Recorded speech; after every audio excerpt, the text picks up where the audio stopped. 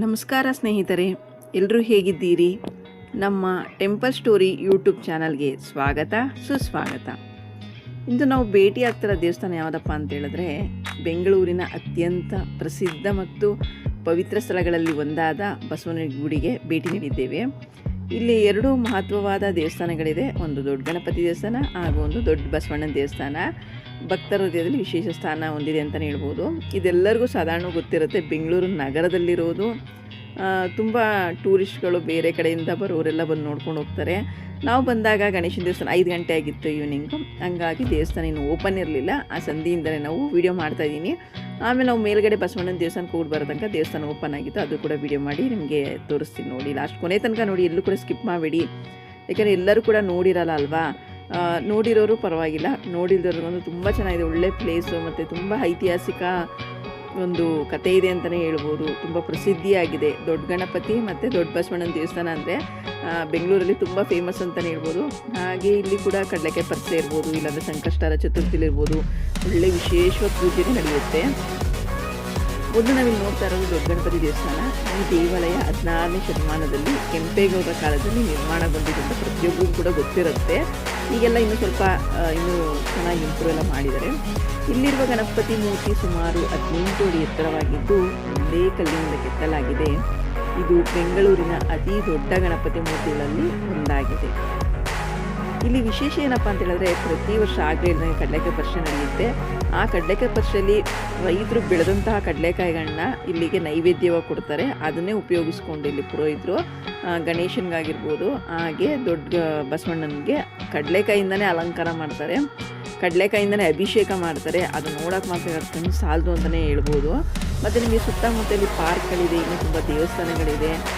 ತುಂಬ ಒಳ್ಳೆ ಪಾರ್ಕ್ ಅಂತೂ ತುಂಬ ಚೆನ್ನಾಗಿದೆ. ಮಕ್ಕಳು ಕರ್ಕೊಂಡ್ಬಂದ್ರಂತೂ ಒನ್ ಡೇ ನೀವು ಆರಾಮ್ಸೆ ಟೈಮ್ ಸ್ಪೆಂಡ್ ಮಾಡ್ಬೋದು.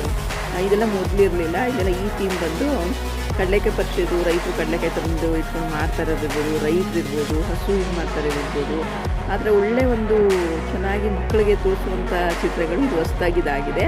ಈ ಕಡೆನೂ ಬಲಗಡೆನೂ ಸ್ವಲ್ಪ ಸ್ಪೇಸ್ ಇದೆ, ಎಡಗಡೆನೂ ಸ್ಪೇಸ್ ಇದೆ. ಇನ್ನು ದೇವಸ್ಥಾನದಿಂದ ಆ ಕಡೆ ಹೋದರೆ ನಿಮಗೆ ಎಡಭಾಗಕ್ಕೆ ಹೋದರೆ ಖಂಡಿತ ಒಂದು ದೊಡ್ಡದು ಪಾರ್ಕೇ ಇದೆ. ನೀವು ವಾಕಿಂಗ್ ಇರ್ಬೋದು, ಮಕ್ಕಳು ಕರ್ಕೊಂಬಂದರೆ ಆಟಕ್ಕೆ ಇರ್ಬೋದು, ಇಲ್ಲಾಂದರೆ ನೀವು ವ್ಯಾಯಾಮ ಮಾಡ್ತೀನಿ ಅಂದರೆ ವ್ಯಾಯಾಮ ಮಾಡಿಕೊಂಡು.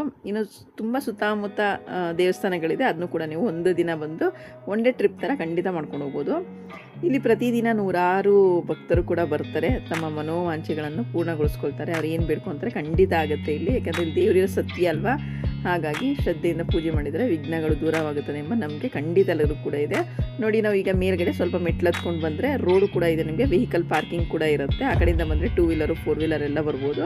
ಇಲ್ಲ ಮೆಟ್ಲು ಹತ್ಕೊಂಡು ಬರ್ತೀನಿ ಅಂದರೆ ಸ್ವಲ್ಪ ಮೆಟ್ಲಿದೆ. ಮೆಟ್ಲು ಹತ್ಕೊಂಡ್ಬಂದರೆ ದೊಡ್ಡ ಬಸವಣ್ಣ ನೋಡಿದ್ರೆ ಮಾತ್ರ ಚಾಮುಂಡಿ ಬೆಟ್ಟದಲ್ಲಿ ನೋಡಿರ್ತೀವಲ್ವ, ಇದು ನೋಡ್ತಿರೋದು ತುಂಬ ಚೆನ್ನಾಗಿರುತ್ತೆ. ಈ ದೇವಾಲಯ ನಂದಿ ದೇವಸ್ಥಾನ ಎಂದು ಪ್ರಸಿದ್ಧವಾಗಿದೆ. ಇಲ್ಲಿರುವ ಬಸವಣ್ಣ ಮೂರ್ತಿ ಸುಮಾರು 15 ಅಡಿ ಎತ್ತರ ಮತ್ತು 20 ಅಡಿ ಉದ್ದವಾಗಿದೆ. ಮತ್ತು ಹಾಗೆ ಬೆಳೀತಾ ಇದೆ. ಅದಕ್ಕೆ ಮೊಳೆ ಹೊಡೆದಿದ್ದಾರೆ ಮೇಲ್ಗಡೆ ಅಂತಲೂ ಹಣೆ ಮೇಲೆ ನಿಮಗೆ ಗೊತ್ತಾಗ್ತಾ ಇದೆ. ಖಂಡಿತ ಬೆಳೀತಾ ಇದೆ ಬಸವಣ್ಣ ಅಂತಲೇ ಹೇಳ್ತಾರೆ. ಈ ನಂದಿಯ ಮೂರ್ತಿಯು ಒಂದೇ ಕಲ್ಲಿನಿಂದ ಕೆತ್ತಲ್ಪಟ್ಟಿದೆ. ಈ ಮೂರ್ತಿಗೆ ಬೆಣ್ಣೆ ಅಲಂಕಾರ ಹಚ್ಚುವ ಸಂಪ್ರದಾಯವೂ ಇದೆ. ಗಣೇಶನಿಗೆ, ಬಸವಣ್ಣನಿಗೆ ಎಲ್ಲರಿಗೂ ಕೂಡ ಬೆಣ್ಣೆ ಅಲಂಕಾರ ಮಾಡ್ತಾರೆ, ಕಡಲೆಕಾಯಿಂದ ಅಲಂಕಾರ, ಹೂವಿನ ಅಲಂಕಾರ. ವಿಶೇಷ ದಿನಗಳಲ್ಲಂತೂ ತುಂಬ ಚೆನ್ನಾಗಿ ಅಲಂಕಾರ ಮಾಡ್ತಾರೆ. ಖಂಡಿತ ಯಾರ್ಯಾರು ಈಗ ಏನಾಗುತ್ತೆ ಅಂದರೆ ಕೆಲವು ಸಲ ಅಲ್ಲೇ ಹತ್ತದಲ್ಲಿದ್ರು ನೋಡೋಕ್ಕೆ ಏನು ಹೇಳ್ತಾರಲ್ಲ, ಋಣ ಇರಬೇಕು ಅಂತ, ಹಾಗಾಗಿ ಬಂದಿರಲ್ಲ. ಖಂಡಿತ ನೀವು ಇಲ್ಲೇ ದೂರದಿಂದ ಬಂದು ನೋಡ್ಕೊಂಡು ಹೋಗ್ತಾರೆ. ಹತ್ತಿರದಲ್ಲಿರೋದು ಬಂದು ನೋಡಿದರೆ ಖಂಡಿತ ಬಂದು ನೋಡ್ಕೊಂಡು ಹೋಗಿ. ಹಿಂದಿನ ಕಾಲದಲ್ಲಿ ಈ ಪ್ರದೇಶದಲ್ಲಿ ಕಡಲೆಕಾಯಿ ಬೆಳೆ ಹೆಚ್ಚಾಗಿದ್ದು ಬಸವಣ್ಣ ಬೆಳೆ ತಿನ್ನುತ್ತಿದ್ದಾನೆ ಎಂಬ ನಂಬಿಕೆ ಇತ್ತು. ಅದಕ್ಕಾಗಿ ಈ ದೇವಸ್ಥಾನಕ್ಕೆ ವಿಶೇಷ ಮಹತ್ವವಿದೆ. ಹಾಗಾಗಿ ಇಲ್ಲಿ ಕಡಲೆಕಾಯಿ ಪರಿಷೆ ಕೂಡ ನಡೆಯುತ್ತೆ. ರೈತರು ಕೂಡ ಬೆಳೆದ ಕಡಲೆಕಾಯಿನ ನೈವೇದ್ಯಕ್ಕೆ ಕೂಡ ತಂದುಕೊಡ್ತಾರೆ. ಈ 2 ದೇವಸ್ಥಾನಗಳು ಬೆಂಗಳೂರಿನ ಸಂಸ್ಕೃತಿ ಮತ್ತು ಪರಂಪರೆಯ ಸಂಕೇತವಾಗಿದೆ. ಪ್ರತಿ ವರ್ಷ ಇಲ್ಲಿ ನಡೆಯುವ ಕಡಲೆಕಾಯಿ ಪರಿಷೆ ಲಕ್ಷಾಂತರ ಜನರನ್ನು ಆಕರ್ಷಿಸುತ್ತದೆ. ಮೊದಲು 2 ರಿಂದ 3 ದಿನ ನಡೀತಾ ಇತ್ತು, ಇವಾಗ ವಾರಗಟ್ಟಲೆ ನಡೆಯುತ್ತೆ. ಮತ್ತು ಇಲ್ಲಿ ಹಾಗೆಯೇ ವಾಲ್ಮೀಕಿಯವ್ರದ್ದು ಗುಡಿ ಇದೆ. ಮತ್ತು ಕಾಳಹಸ್ತೇಶ್ವರ, ಬಾಲಾಂಜನೇಯ, ಸೀತಾರಾಮ, ಸತ್ಯನಾರಾಯಣ ಸ್ವಾಮಿ, ಹಾಗೆ ರಂಗನಾಥ ಸ್ವಾಮಿ ಎಲ್ಲ ಕೂಡ ದೇವಾಲಯ ಇದೆ. ಹಾಗಾದರೆ ಸ್ನೇಹಿತರೆ, ನೀವು ಬೆಂಗಳೂರಿಗೆ ಬಂದಾಗ ದೊಡ್ಡ ಗಣಪತಿ ಹಾಗೂ ದೊಡ್ಡ ಬಸವಣ್ಣ ದೇವಸ್ಥಾನದಲ್ಲಿ ಭೇಟಿ ನೀಡುವುದನ್ನು ಮರಿಬೇಡಿ ಖಂಡಿತ.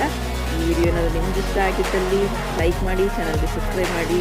ಮತ್ತಷ್ಟು ಇಂಥ ವಿಡಿಯೋಗಳನ್ನ ನಿಮ್ಮೊಂದಿಗೆ ತರ್ತಾರಣ ಅಂತ ಹೇಳ್ತಾ, ನಿಮಗೆ ಈ ವಿಡಿಯೋ ಖಂಡಿತ ಇಷ್ಟ ಆಗಿರುತ್ತೆ ಅಂತ ಅಂದ್ಕೊಳ್ತೀನಿ. ಇಷ್ಟ ಆಗಿದೆ ಖಂಡಿತ ಶೇರ್, ಲೈಕ್, ಕಮೆಂಟ್ ಮಾಡಿ. ಮತ್ತು ಇದೇ ಥರ ಯಾವುದಾದ್ರು ಒಂದು ಪವಾಡ ಕ್ಷೇತ್ರಗಳಿರ್ಬೋದು, ಆಧ್ಯಾತ್ಮಿಕ ವಿಷಯಗಳ ಬಗ್ಗೆ ತಿಳ್ಕೊಳ್ಳೋಣ ಅಂತ.